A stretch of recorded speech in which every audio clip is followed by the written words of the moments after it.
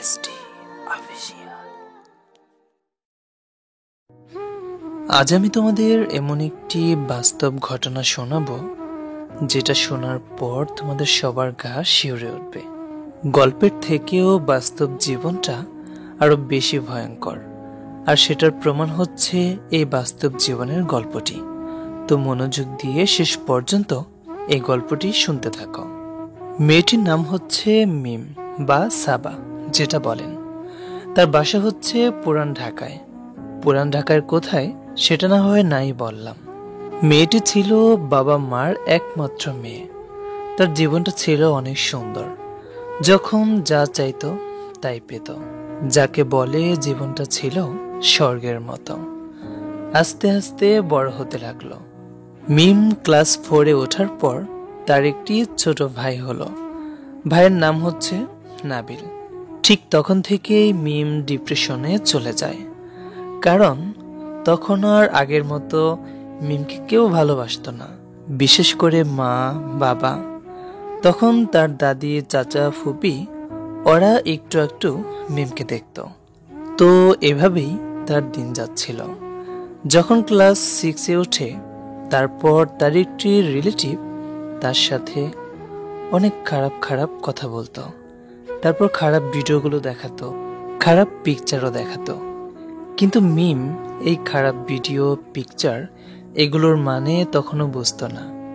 আর একজন ক্লাস 6-এ পড়ার মেয়ে এগুলো কিভাবেই বা বুঝবে। তাকে বাহিরে নিয়ে যেত, চকলেট আইসক্রিম এগুলো কিনে দিত। কিন্তু মিম তখন টোটালি কিছুই বুঝতো না। তো সেই লোকটি যে মিমকে সেই খারাপ পিকচার ভিডিওগুলো দেখাতো আর মিমকে বলতো আমরা এরকম ভিডিও বানাবো। অনেকবার মিমকে ঠিক ওরকম ভাবে বিভিন্ন জায়গায় টাচও করেছে। এভাবেই চলছিল মিমের জীবন। তো মিমের প্রতি মিমের মা বাবার কোনো খেয়ালই ছিল না। মিম কি করে, কোথায় যায়, কিভাবে কি করছে, সেগুলো কিছুই খেয়াল রাখতো না তার মা বাবা। তো এভাবে চলতে চলতে মিম যখন এটে উঠল, তখন বুঝতে পারলো যে সেই লোকটি মিমের সাথে কিছু একটা খারাপ করতে চাচ্ছে। আর সেটা বোঝার পর মিম ওই লোকটির থেকে আরো দূরে দূরে থাকতো। তো কিছুদিন পর সেই লোকটি মিমকে একটি ফেসবুক অ্যাকাউন্ট খুলে দিল। তো মিমের কোনো মোবাইল ছিল না, সেই ফেসবুকটা চালাতো সেই লোকটির কম্পিউটার দিয়ে। তো মিম জানতো না যে ফেসবুক আইডির কোনো পাসওয়ার্ড থাকে। তাহলে বুঝতেই পারছেন যে মেয়েটা কতটা বোকা ছিল। ফেসবুকের যে একটা পাসওয়ার্ড থাকে সেটাও সে জানতো না। তো সেই ফেসবুক আইডিতে যতগুলো ফ্রেন্ড ছিল, যতগুলো ছেলে ছিল, কেউ মেসেজ করলে সবাইকে বলতো যে উনি মিমের হাজবেন্ড। আরও আজে বাজে অনেক অনেক কথা বলতো। তো যখন মিম জানতে পারলো যে সে এতটা নিম্নমানের একটা মানুষ, তখন সে তার থেকে আরো অনেক দূরে থাকার চেষ্টা করত।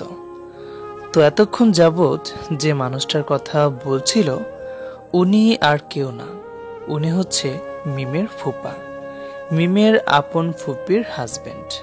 ভাবা যায় একটা মানুষ কতটা জঘন্য হতে পারে।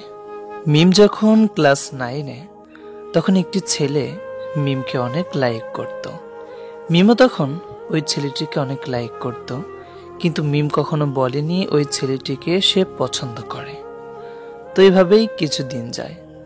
যখন ওই মানুষটি, ওই অমানুষটি জানতে পারে যে মিম ওই ছেলেটিকে লাইক করে, তখন ওই ছেলেটির কাছে গিয়ে অনেক আজে বাজে অনেক খারাপ খারাপ কথা ওই ছেলেটিকে বলে। তো এভাবেই কিছুদিন যাওয়ার পর মিম একদিন অনেক বিরক্ত হয়ে ওই অমানুষটাকে জিজ্ঞেস করে যে উনি এমন করছে কেন।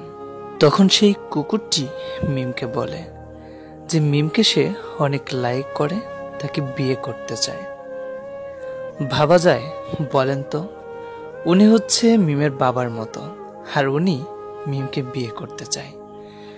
একথা শুনে মিম তো পুরোই শেষ।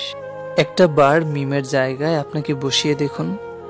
আপনার ফুপা যদি আপনাকে এগুলো ভিডিও দেখায়, আপনাকে বলে যে আপনাকে সে লাইক করে, বিয়ে করতে চায়, সে মুহূর্তে আপনার অবস্থাটা ঠিক কি হবে বলেন? তো যাই হোক, ওদিকে সামনে মিমের এসএসসি পরীক্ষা। তো ওই মুহূর্তে ওই খারাপ লোকটি মিমকে এত পরিমাণে হ্যারাসমেন্ট করছিল, এক প্রকার বিরক্ত হয়ে মিমের আব্বু আম্মুকে সব কথাই বলে দেয়। ফার্স্ট থেকে একদম লাস্ট পর্যন্ত যা যা হয়েছে সব কিছুই বলে দেয়। তো এগুলো শোনার পর মিমকে মিমের নানুর বাড়িতে পাঠিয়ে দিল। ওই লোকটিকে কিছুই বলল না, তারা কোনো অ্যাকশনই নিল না। এত কিছুর পরেও সেই লোকটি মিমদের বাড়িতেই রইল, তাকে কিছুই বলল না। তো যাই হোক, এসএসসি পরীক্ষা দেওয়ার পর মিম কলেজে অ্যাডমিশন হলো। তো তারপর মিম কোনো একটি ছেলেকে অনেক ভালোবাসে। তো একদিন সেই ছেলেটাকে মিমের সব কথাগুলো বলল। মিমের সব কথাগুলো শুনে ছেলেটি কোনো রিয়াকশন দিল না। তো এভাবে ইন্টার ফার্স্ট ইয়ারে একদিন মিমের দাদিকে হসপিটালে অ্যাডমিট করা হয়। মিমের দাদি খুব অসুস্থ ছিল। তখন মিমের আম্মু ও মিমের দাদি একসাথেই থাকতো। সেই দিনটির কথা মিমের এখন পর্যন্ত মনে আছে। আগস্ট মাসের 10 তারিখ 2017 সাল। মিম কলেজে ছিল। কলেজ থেকে বাসায় এসে দেখে বাসায় কেউ নেই, সবাই হসপিটালে চলে গেছে। বাসায় শুধু একটি মানুষই আছে, আর সেটা হচ্ছে মানুষ নামক এক জানোয়ার। তখন মিম অনেক ভয় পেয়ে যায়। তাড়াতাড়ি তার রুমে চলে যায় নিজেকে প্রোটেক্ট করার জন্য। নিজেকে কিভাবে তার থেকে বাঁচিয়ে রাখবে সেটা সে ভাবতে ভাবতেই সে জানোয়ারটি তার রুমের পাশ দিয়ে বারবার যাচ্ছে আর আসছে। মেয়েটি তখন ভয়ে একদম শেষ। বুঝতে পারছেন তখন সেই মেয়েটির অবস্থা ঠিক কি হতে পারে, তখন তার ঠিক কেমনটা লাগতে পারে। তো একটা সময় সে জানোয়ারটি মিমের হাতটি ধরে ফেলে। মিম তখন ভয়ে একদম শেষ। কোনো রকম লোকটিকে ধাক্কা দিয়ে সে ছাদে চলে যায়। লোকটি পিছে পিছে সে ছাদেও চলে যায়। তারপর সেখান থেকে দৌড়ে গিয়ে ওয়াশরুমের ভিতর চলে যায় আর ওয়াশরুমের দরজাটা লাগিয়ে দেয়। একটা কথা আছে না, আল্লাহ বাঁচানোর মালিক। এটা আসলে কথা না, আল্লাহই বাঁচায়। তো মিমের ক্ষেত্রেও সেটা হয়েছে।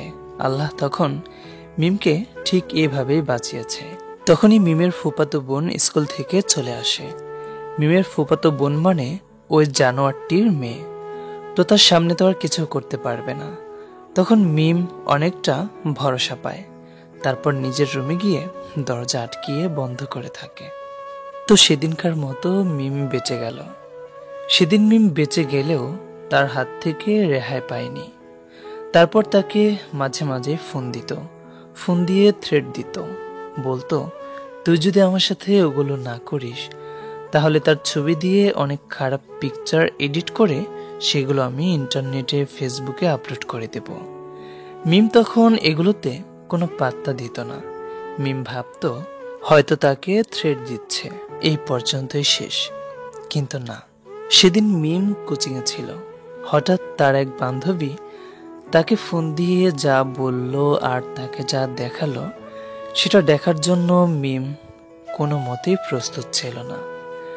সত্যি সত্যি সে জানোয়ারটি মিমের পিকচার খারাপভাবে এডিট করে ইন্টারনেট ফেসবুক যত জায়গায় আপলোড করা যায় তত জায়গায় সেগুলো আপলোড করে দিয়েছে। তো এগুলো মিমের আব্বু আম্মু দেখে মিমকে অনেক মারলো, মিমকে অনেক বকলো যে এগুলো নাকি মিমের দোষ, মিমের জন্যই এগুলো হয়েছে, সবকিছুই নাকি মিমের দোষ। এগুলোর পর মিম প্রায় 10-12 বার সুসাইড করতে গিয়েছিল। কিন্তু ওই যে আল্লাহ বাঁচিয়ে রাখলে সে কিভাবে মরবে। 10-12 বার সুসাইড করতে গিয়েও তার কিছুই হয়নি, কোনো না কোনোভাবে সে বেঁচে গেছে। তো তার 1 মাস পর মিমকে তার নানুর বাড়িতে পাঠিয়ে দেয়া হলো। তখনও সেই লোকটাকে ওই বাড়ি থেকে বের করে দেয়া হয়নি, বরঞ্চ মিমকে তার নানুর বাড়িতে পাঠিয়ে দেয়া হলো। এরই মাঝে মিমের বয়ফ্রেন্ডও মিমকে বুঝল না। এক পর্যায়ে মিমকে সে ছেড়ে দিল, ব্রেকআপ করে দিল তার সাথে। তো এক পর্যায়ে মিম নিজেকে ঠিক করতে লাগলো। আস্তে আস্তে সবার প্রতি মায়া উঠিয়ে নিল এবং কি নিজের প্রতিও। কিছুদিন পর ইন্টার কমপ্লিট করলো। তারপর একটা ছেলেকে লাইক করে বিয়ে করলো। তো কি হলো তার জীবনে? তার মা বাবার বাসায়ও সে শান্তিতে ছিল না। এখন কি সে শান্তিতে আছে? এখন কি তার জীবনটা ভালোভাবে যাচ্ছে? সে কি ভালো আছে? তার গল্পটি এখানেই শেষ নয়। গল্পটি অনেক বড় হয়ে যাবে ভেবে সে এতটুকুই আমাদের সাথে শেয়ার করেছে।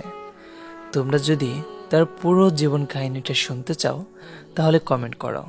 আমার মনে হয় তোমাদের রিকোয়েস্টের কারণে সে তার পুরো জীবনের কাহিনীটাই আমাদের সাথে শেয়ার করবে। আর সবার কাছে আমার ছোট্ট একটি রিকোয়েস্ট, সবাই মন থেকে মিমের জন্য দোয়া করবে। আল্লাহ যেন তার জীবনটা পরিপূর্ণ সুখের জীবন করে দেয়।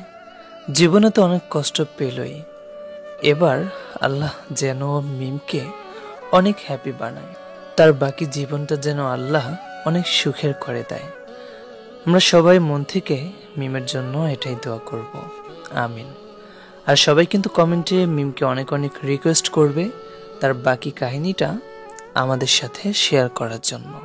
তো এরকম তোমাদেরও যদি কারো জীবনের কাহিনী থাকে, সেটা আমাদের সবার সাথে শেয়ার করতে চাও তাহলে করতে পারো।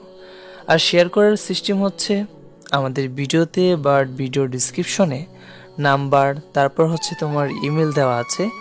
তো তোমরা ইমেলের মাধ্যমে বা হোয়াটসঅ্যাপের মাধ্যমে তোমাদের গল্পটা আমাদের কাছে পাঠাতে পারো, আর তারপর সেটা ইউটিউবে আপলোড হয়ে যাবে।